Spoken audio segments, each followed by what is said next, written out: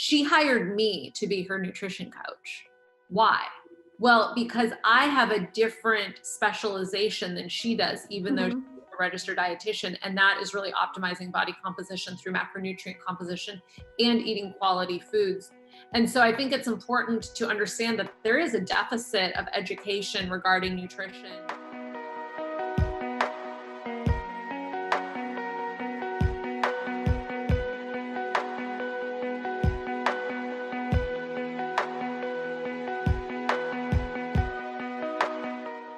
Hey there, everyone. Thanks so much for joining me for another episode of Female Empowered. I'm your host, Krista Gurka, and today is another Female Friday episode. You know, these are my favorite kind of episodes because selfishly, I get to chat with some amazing women in the industry, whether it's health and wellness or even talk all things business. So selfishly, I usually try to work out my own problems on these calls, but I'm really excited to have Heather here with us.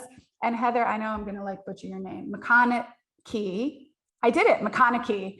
And I asked her pre-show because I've always said this, she spells it with a CH. And even in my head, when I chat with you, I'm always like McConochie.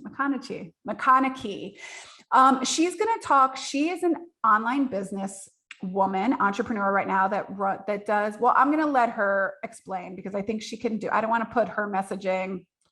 I don't want to be my messaging and put it in her mouth. So Heather, why don't you explain to our audience what it is that you do and then tell us a little bit about your story. Yes, totally. Well, thanks so much for having me. I'm really excited to be here today. So I'm Heather McConochie. I'm a registered nurse turned nutritionist. I've been in business for almost 5 years, and I didn't have any previous real business experience other than, doing babysitting in my teenage years and 20s, although that is technically a business, right? I had clients that I had to take care of, and I got referrals, and I had to, make sure that I was delivering a service to them. So when I was a nurse, I was going through my own fitness and health journey. I had kind of gained and lost the same 10 to 20 pounds over the past 15 years, right? I lost 10 pounds in high school and then gained it back by the end of college. And then I lost it in my 20s and then gained it back. And I just got really sick of this yo-yo. And so I was on my own health journey as I was working as an ER nurse. I worked in a busy level 1 trauma center here in Austin, Texas. And I actually started doing CrossFit. I just drove by a gym that was near my house. I didn't even know what CrossFit was. I just was like, oh, that gym's closed. Let me check it out. They had 2 free classes. I went and I was hooked. I loved it. And while I was doing CrossFit, I was following a general nutrition plan called Tone It Up. I'm not sure if your listeners are familiar with the Tone It Up girls, but I was following this plan and it taught me a lot about eating more quality foods. But I lost weight while doing CrossFit, but I lost muscle. And I lost 3 pounds of muscle, and being a petite woman, losing 3 pounds of muscle was not something that was really beneficial to my physique or my longevity goals. And so it sent me down this path of starting to explore nutrition. I decided I would try to follow what my best friend at the gym did. She was 16% body fat and she ate pizza and ice cream and drank wine. And I was like, I should follow her diet. And can you guess what happened? I gained 10 pounds of fat in 3 months, despite doing CrossFit 2 hours a day, 5 days a week. Wow. And that's when I hit rock bottom, right? They talk about people going to rehab when they hit rock bottom. I hit rock bottom with my nutrition. I was like, I need to go to nutrition rehab. I am at the rock bottom. And I hired a coach that taught me how to count macros. I had never done it. It was a very simple program, but I was extremely rigorous and precise with it, and it transformed my body. In 3 months, I lost 9 pounds of fat, gained a pound of muscle, and I got super strong in the gym. I'm a petite person and I lost weight, and yet all of my lifts got stronger. Not just body weight lifts like pull-ups, but my clean and jerk, my back squat, my snatch. And so I was like, okay, I think I've got this. And then what happened is my coach started to raise my food. And I was like, hey, I think I'm gaining fat again. And she was like, no, it's muscle. And I was like, no, it's fat. I know what my body looks like naked. And it was fat. And I fired her and I hired myself. I got a nutrition certification during that time, and I just took care of my own nutrition at that point, and I felt super confident, and I was like loving my body, loving how I felt, and people at my gym started to notice, what Mhm. are you doing? And the light bulb went off. I'm pretty good at this. I wonder if I could coach others in nutrition. I had a conversation with a friend, and she told me what she was paying her nutrition coach. The second light bulb went off. I was like, that's double what I make as a nurse. Let me try this. And within like a month, I had kind of sketched out my coaching program idea, and I signed my first client. He was a guy from my gym. I actually just work with women now, but my first client was a guy. I pitched him over margaritas in San Antonio, and the rest is history. That was my first day in business, and I've never looked back. That's amazing. How did you, so a lot of our listeners sometimes start, we're mostly service providers. So they sometimes will start like, I want to go out on my own. I want to try to do this, but that jump from, a stable paycheck into your own business can be very scary and daunting. So did you cold turkey, like resign at the hospital and start your business? Or did you do this on the side for a little bit? What did that transition look like for you? Great question. And I love answering this. So I recommend making sure that you have some degree of security and Mhm. runway when you go full time in your business. Because if you don't, you will be operating constantly from fear and scarcity, which is not an attractive, magnetic place to be as a business owner. So what I did is, the beautiful thing about my position is working full time as a nurse in the hospital was 3 12-hour shifts a week. Mhm. So I actually had 4 days off in a 7-day period. Sometimes they were like stacked. So I'd get like 6 days off in a row. Sometimes it was like every other day, but I'd always have 4 days off within every 7-day period. And so what I started doing was just working on my business on those 4 days off. I kept my full-time job. I had my benefits, but within 2 months, I had 16 nutrition clients. Amazing.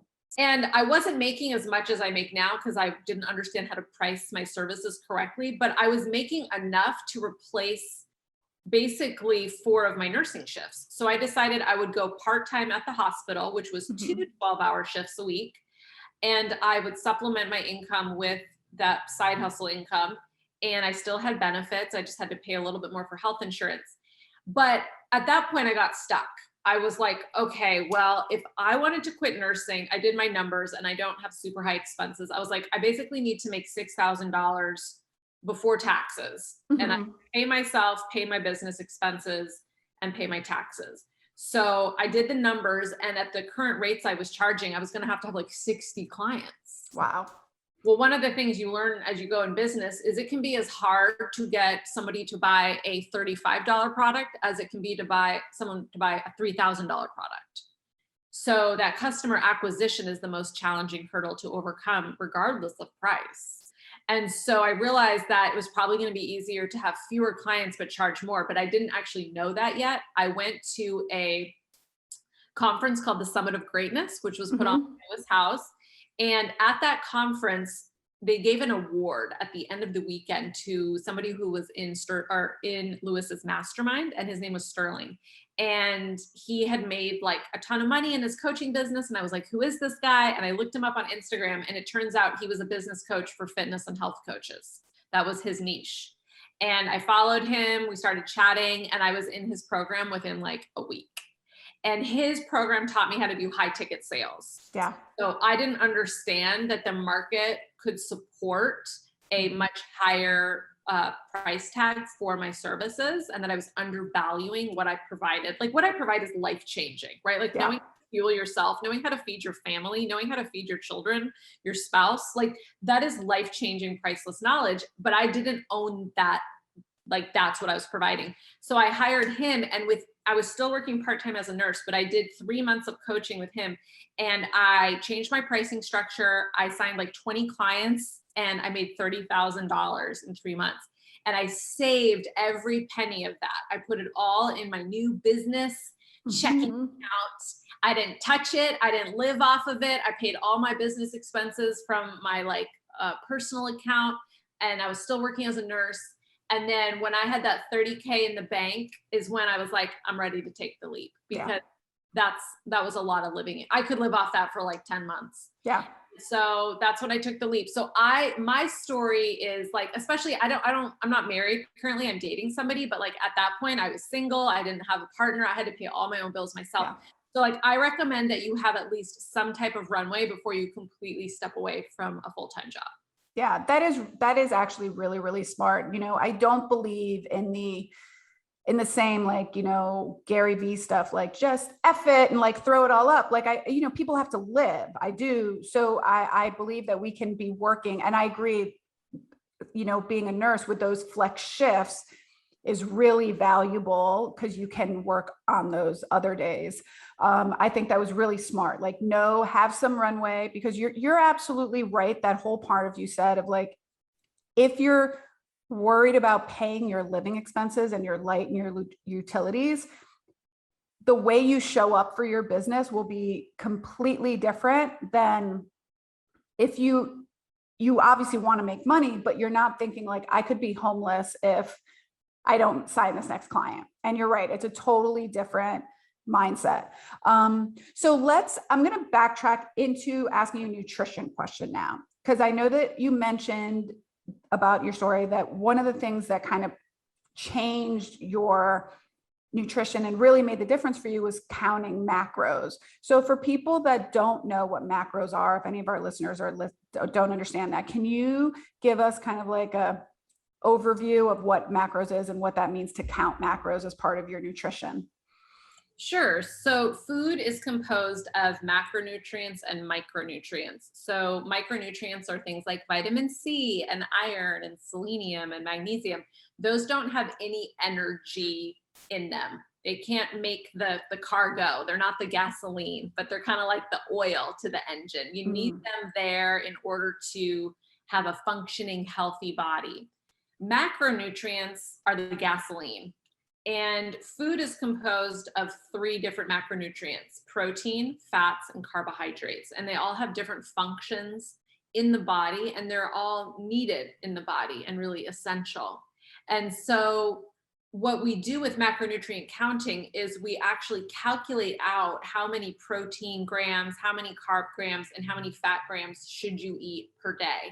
And there's very easy ways to track it using fabulous apps like MyFitnessPal is what we use with my clients. It's my favorite app for tracking foods.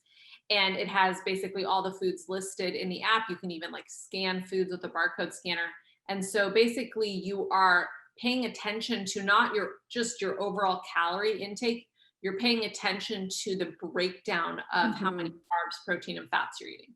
Right. So it's not, so, the way, that was a great analogy. I liked like the oil versus the gas.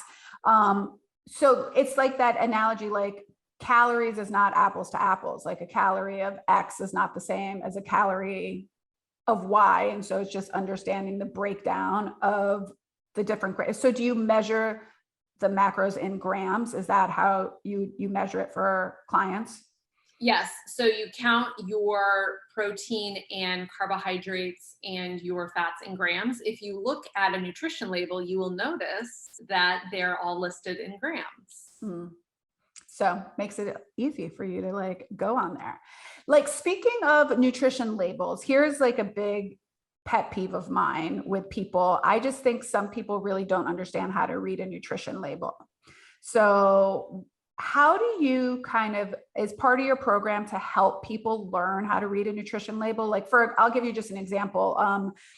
When, gluten-free came in, people read gluten-free and they're like, oh, this is great. But they could look like there could be a ton of sugar in there. And by the way, there are some things that are gluten-free normally, like they just don't have gluten in them, but they have like a crap load of sugar. So can you speak to that a little bit about like how some people just are unfortunately not educated enough on that? Yeah, well, and there's a difference between nutrition labels and food marketing. Yes. Food packaging, right? So the nutrition label is what's on the back of any processed or prepared food. And that's that black and white box that gives you the calories and the sugar grams and the fat grams and the serving size. And then there's the packaging and there's the food marketing that food manufacturers put on there. And they know that customers are more sophisticated and educated.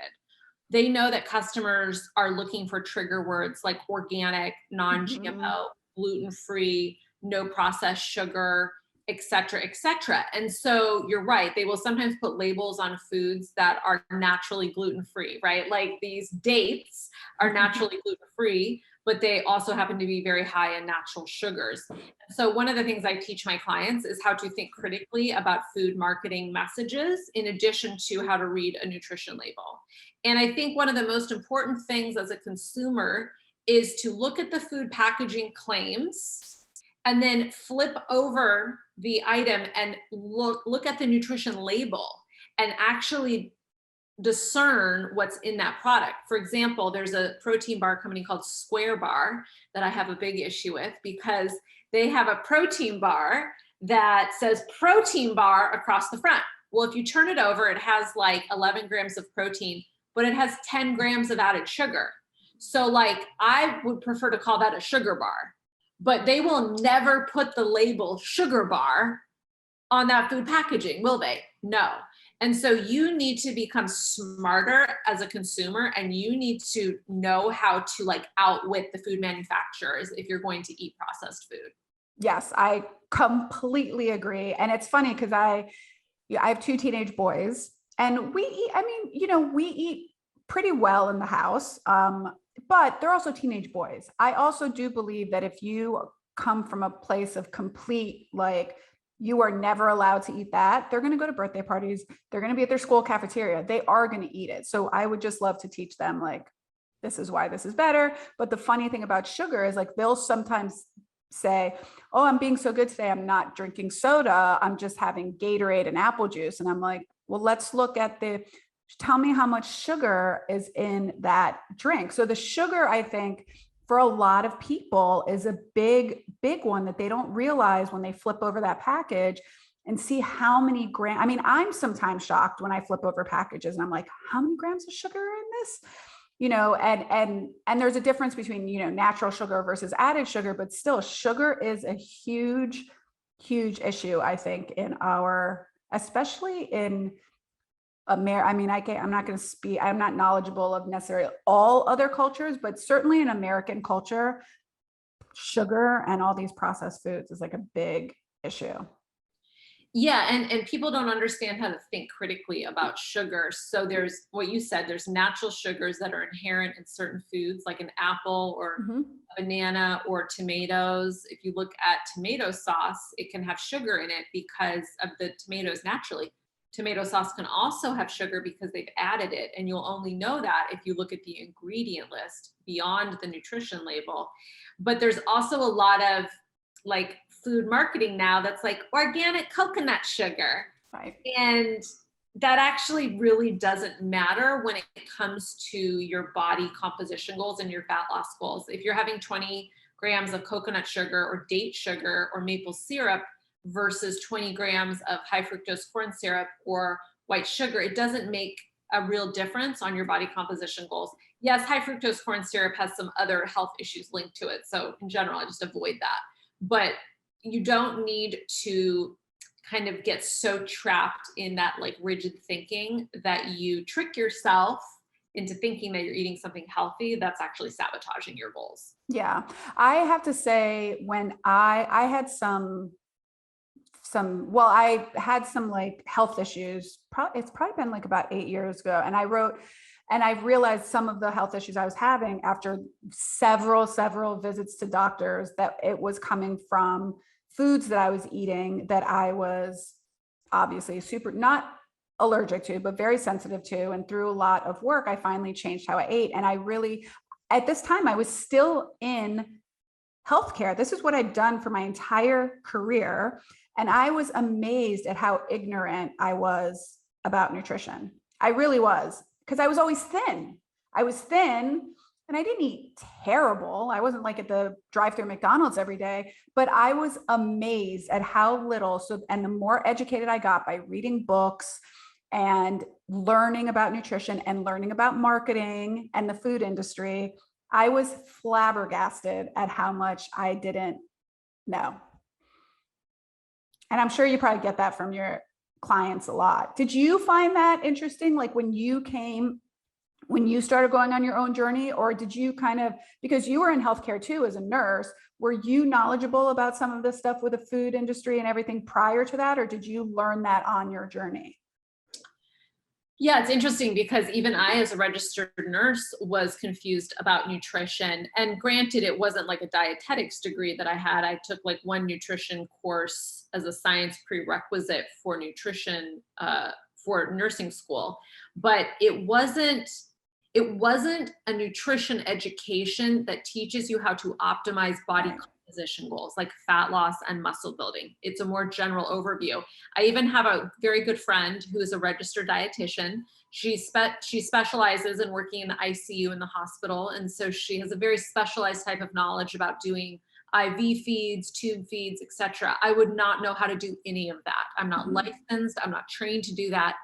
She hired me to be her nutrition coach. Why?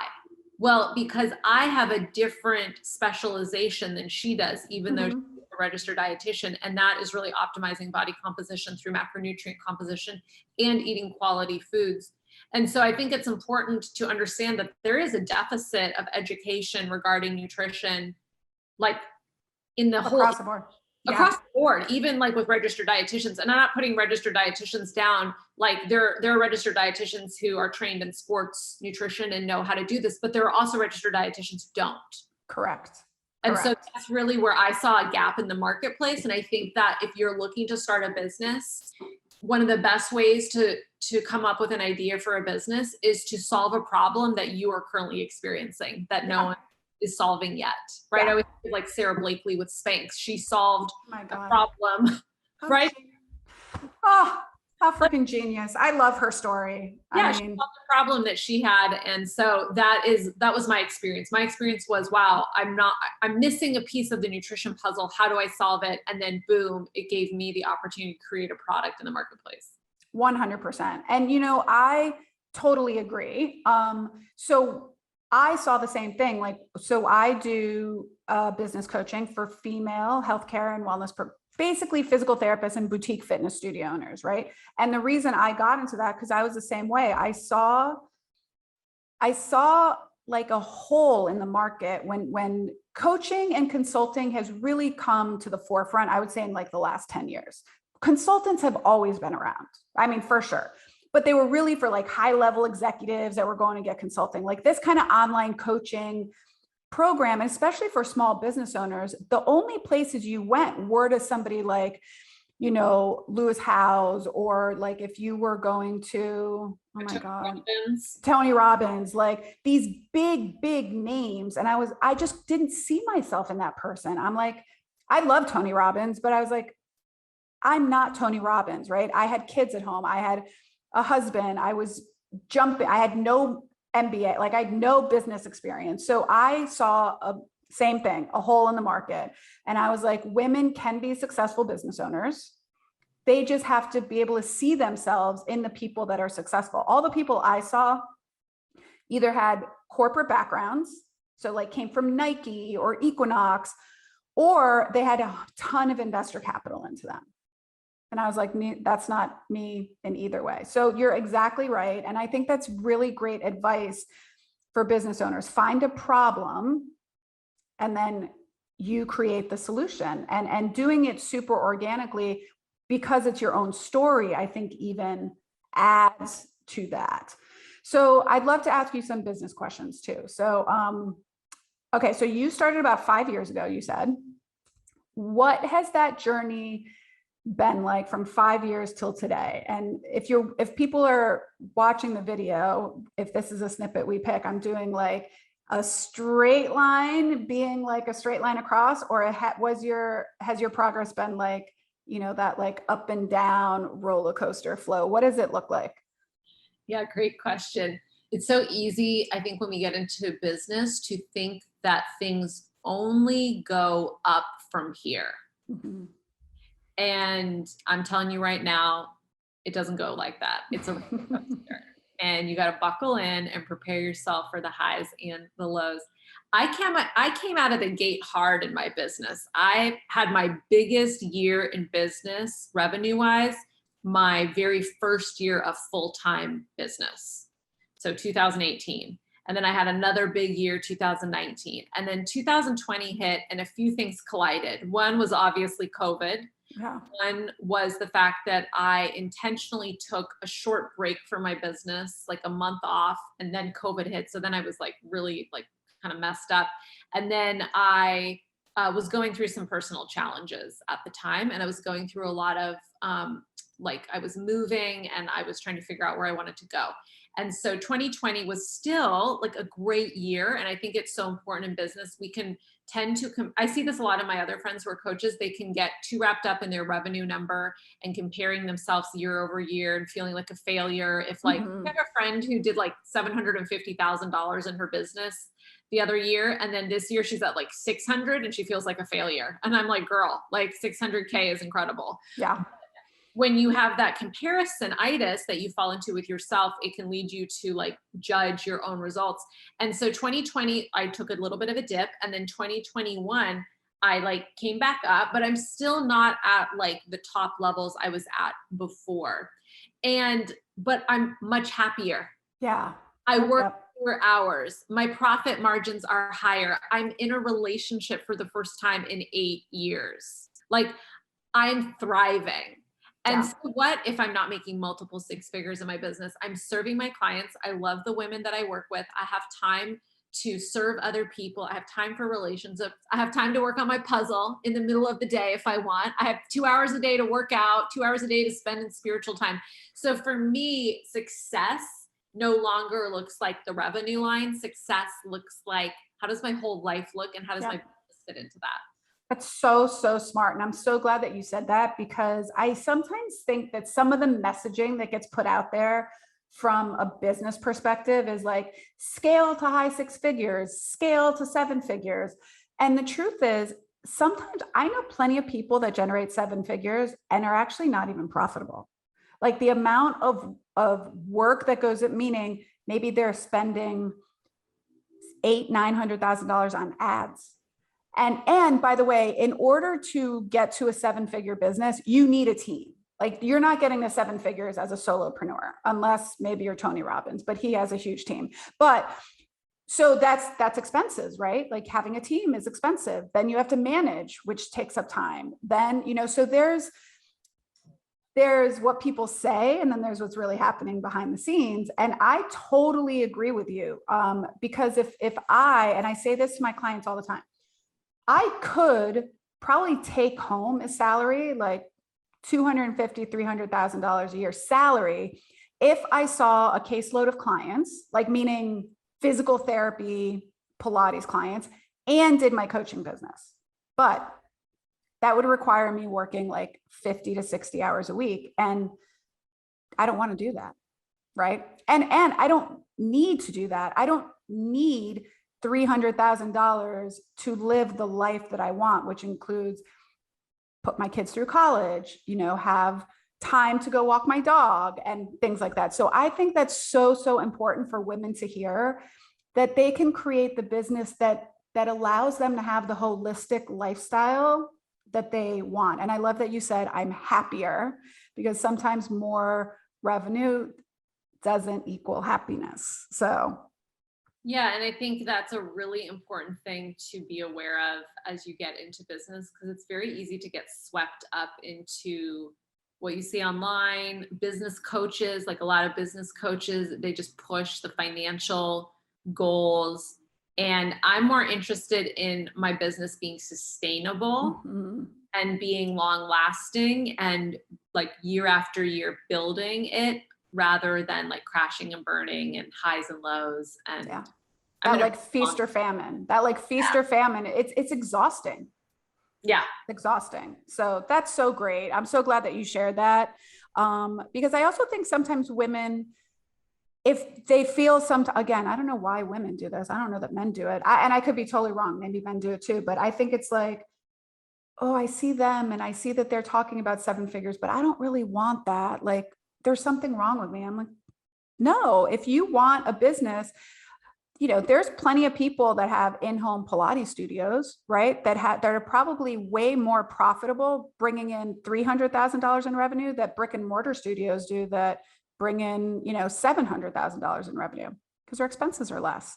So I think that's great. And I'm happy to hear that you're happier in a relationship, doing your puzzle. I love it. So what are some things so in 5 years, right? Can you think of maybe one or two things that have really helped you improve your business? Like, meaning whether it come from like a processes standpoint, operational, marketing, messaging, asking for help. What are some things that have, and I'm sure you're probably going to be like, well, all of those, but like, if there is one or two that like, you're really like, this was something that really turned, my business around. What are some of those things? Yeah, there's two that come to mind. Obviously, there's lots of things, right, that I've learned, but there's two that come to mind. Number one is hiring the right type of business coach at the right timing and phase of your business. So I've had a few different coaches that I've worked with. Well, really, honestly, I've really only had two, but I've had like a mindset coach, and I was in like one person's mastermind, and I did a few things. But true like business, sales, and marketing coaches have been just two.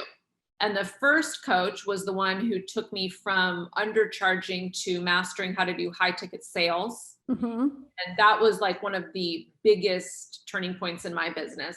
The second was the coaching program that you and I are in now. And that coaching program has allowed me to understand how to position my offer better, how to refine my messaging, how to become a better marketer ultimately, and ultimately deliver a better product too. And then, so that I think that's really important. Don't just throw money at any old coach all the time. You really need to research and discern if this is the right coach at the right time and phase of your own business growth. And are you ready and willing to do the work that coach is Correct. You obviously are. You jumped in. So like, yeah, Heather was saying, she and I, we're going to give Jereshia a shout out. We're in Jereshia's leverage program. Jereshia Hawk. Jeresha. Yeah. And Jeresha, did I say Jereshia? Yes. Jeresha. Yeah. I have this like sore on my tongue that I cannot stop like biting. Have you ever had that where it's like in your cheek or in your mouth and like you cannot stop? So like the whole time and I'm like, I want to like put a Band-Aid on my tongue. It's so funny. So, but we're in leverage together, which has been really great. And I can say you and I joined pretty much around the same time, but you have been all in, girl. Like you have been from the beginning. You're like in the Facebook group, asking questions. So I do think, yes, joining the program, but also you have been, I am going to absorb all of this information and I'm going to take action. So I think that's really, really good that you also mentioned doing the work. Yeah, I'm a huge action taker. That's something I know about myself. And it's also feedback that I get from coaches and other people I've worked with. Sometimes, I make mistakes because I just jump right in and do things. And that can be a weakness of mine, like being a little bit too quick to get things done. And then I can make some mistakes. But overall, I think being an action taker in business is really important. And the second thing that I wanted to mention that's been a huge improver in my business is the Profit First book by Mike. I'm going to say his name wrong. Mike Mencast. Yeah. Mike M. Just Google it. Okay. Profit First. When my business was going through that difficult time of 2020 and my business finances became very unstable. One of the things you learn in business is a business doesn't exist without like revenue and profit, right? Like you don't have a business if you don't even have a business if you have revenue and expenses. You could have a disaster. You have a business when you have profit. And so I was realizing like, wow, if I don't get a handle on my business finances, like I'm going to run my business into the ground. Like this is not working. And so Profit First was a huge game changer for me. I wish I had implemented it from day one of my business. So that's why I'm mentioning it, because if you're about to start a business or a new business, like do Profit First. I think it's one of the best tools out there, and it completely stabilized my business finances. It helped me learn to live within my within my means, and it also helped me create more runway in my business. So smart. I love that book. I think it's fabulous.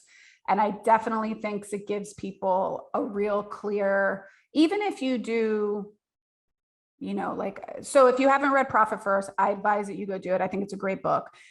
There's lots of different accounts sometimes that he talks about, like the several different accounts, but even if you do like expenses, taxes, profit, like that is great, because true, sometimes there's a lot of business owners that forget about taxes. So they see all of this revenue come in and they're living high and they're like, woohoo, I've got like all this stuff. And all of this, they're like, oh, I'm going to spend my money on this and I'm going to spend my money on this. And all of a sudden the IRS comes back and says, knock, knock, knock, you owe us. I mean, I'll never forget the first year I got a like tax bill for 1 year that I got a tax bill for like $45,000. And I was like, oh dear Lord. So it was the first time. I mean, we had it away, but just seeing that number, which is why it's better to have it little by little, like, so Yeah. you like take it out little by little. But yes, I love that book. I think it's great. And I think the other thing for people to listen to, like one thing that Heather was saying is like getting help from people that have a skill set that you're trying to learn. So as a business owner, all business, I don't care what business you're in, all business, online business, brick and mortar business, product, service, it's comprised of sales and marketing. That's basically getting your message out and getting people to buy.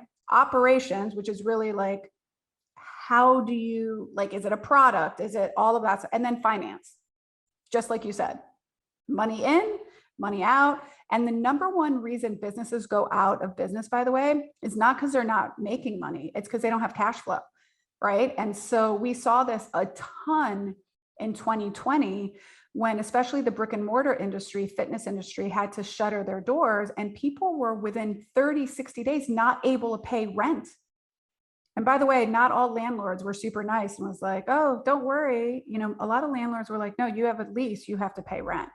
And so if you don't have, like, if you can't pay rent within 30 days, that's not having enough cash flow.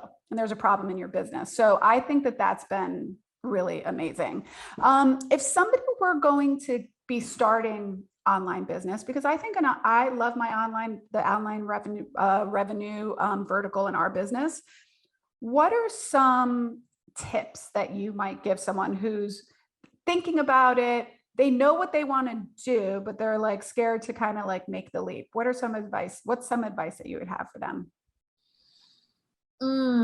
Wow. Well, there's a lot that goes into an online business, and then there's a lot that I feel like is very simple about an online business because you don't have inventory. You don't have a facility you have to maintain, so your profit margins can be much higher. But you have to work on visibility because you don't have a physical storefront that you can direct people to, and because people aren't going to discover you just driving by. Like I found my gym, I found that CrossFit gym just driving home, right? I drove by that. I wouldn't find an online fitness coach driving home for my commute that day, but I might find them listening to a podcast on my drive home that day. And so I think you have to understand that you need to really work on your visibility and your presence. Yeah. What's your visibility strategy? Has it shifted, or do you have like a pretty solid strategy right now? Yeah. So a lot of my business actually comes from referrals, and then those referrals come to my Instagram, and then they start to like come into my ecosystem and learn my philosophy and my vibe and see if it matches for them. But I still do get I get a lot of referrals, which is great. Great. But another strategy that has worked really well for me is podcasts, and both being on podcasts organically that people invite me onto. Also, I did hire a podcast agent this year, and she got me onto podcasts, and it actually was lucrative. It was like a 4x ROI on my initial investment. By the end of the year, I signed 2 clients in 1 week from 1 podcast episode. Amazing. So I think podcasts can be fabulous. I think Instagram is challenging.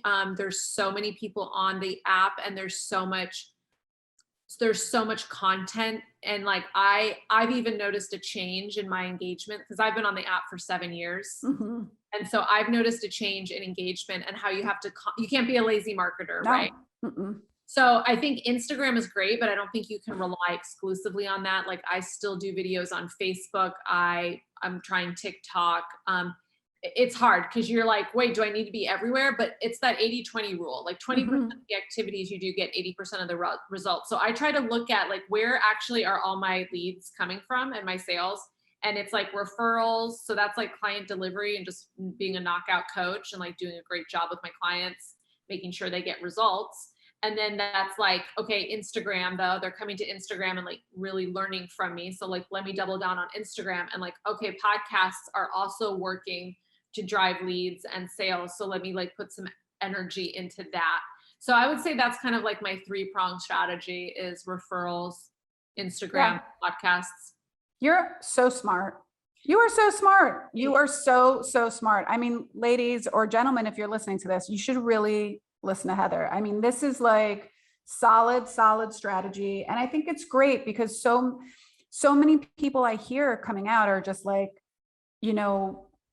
they just don't know what to do, unfortunately. And that was a really great point. Like you have to get people to know you first. So you can have a great product, but if nobody knows that you're there, you can't sell it.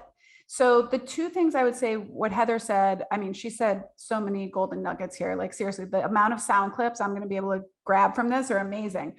But she said, find a problem, right? And then you can be the solution or at one solution, but you are going to be the solution for some individuals or a group of people, right? And 2, how are they going to know about you? So, and then you even talked about finance too. You said profit first. I love it. You had all the golden nuggets on this. So find a problem, create the solution, and then also make sure that people know you. And I think podcasts are actually really, really great right now. And you're right about like the social media growth on social media is tough. I do think, like you said, the people will learn about you through a podcast or referral, but then they're going to go check you out on social media. So it is good to have a presence there, but you're right. Growth right now on social media, especially on Instagram, is tough, organic growth. Cause there's a lot of people on there. And I think too, remembering like sometimes we get caught up in the numbers, like, oh, I only gained 40 followers this month, or I only gained 200 followers in a whole year. Well, actually, I only need about 30 to 45 clients a year to like have the business work, to have my life work, to feel happy, to feel taken care of. So like, I don't need to obsess about year over year, like thousands of numbers of growth. Let me like nurture the handfuls of people that are following me. So I think it's less important. There's another thing I just wanted to mention too, if it's okay, about of course.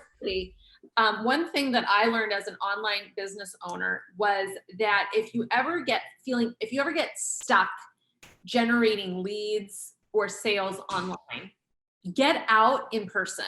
So even though you have an online business and people are going to find you that way, if you're feeling stuck, you're not going to generate more necessarily by just pushing harder on social media channels. Sometimes you need to take a break and shift things. So for example, I did a pop-up shop with a friend of mine who had a little online clothing boutique. So she brought her clothes in person. I brought some like little healthy nutrition bites in my business cards.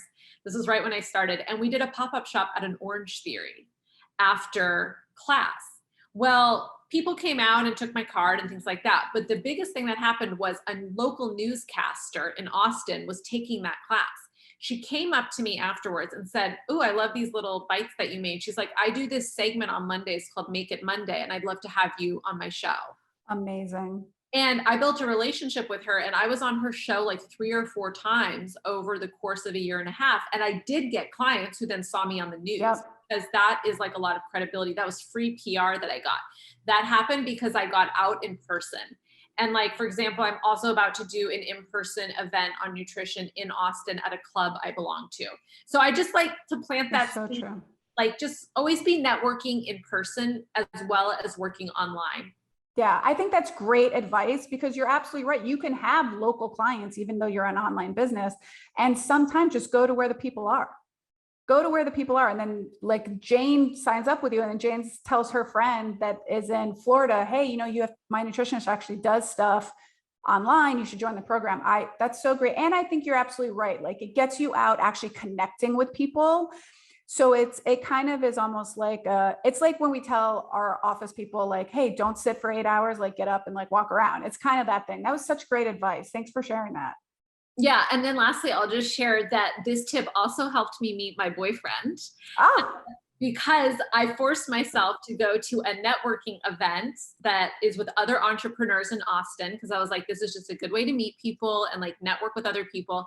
And I met a woman there who invited me to a day-long entrepreneurial event in Austin just to go attend. And I went to that event and my now boyfriend was there and I met him there. So like you never know what's going to happen when you go out in person and get out from your computer.